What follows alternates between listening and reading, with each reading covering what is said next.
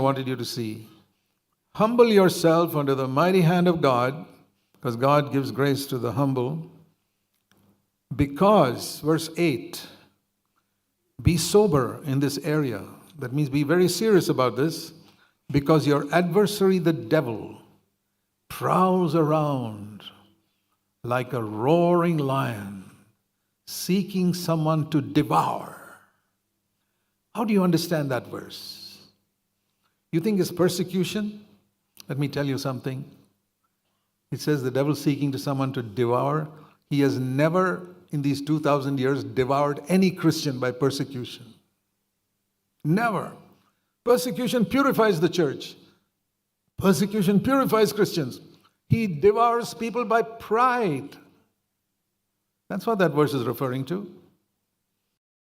That's why it is written in the context of humble yourself under the mighty hand of God. Verse 6, why should you humble yourself? Because the devil, who became the devil through pride, is like a roaring lion. His roar is the roar of pride. And he is seeking to swallow as many people as possible, not only in the world, but even among believers and even in CFC, through pride. So be alert. Be sober.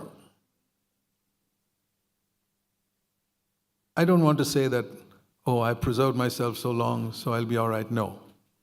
It is God who preserves me, but I have a responsibility to be of sober spirit. That means to be serious and not to think that, oh, I'm beyond, now it's gone well with me for so long, so it'll go well with me forever. Then I'm in danger. I want to have a sober spirit which says, I want to be alert all the time against this roaring lion who's roaring and roaming around, and he's roam around CFC churches, and I'll tell you a number of cases I have seen in the last 45 years.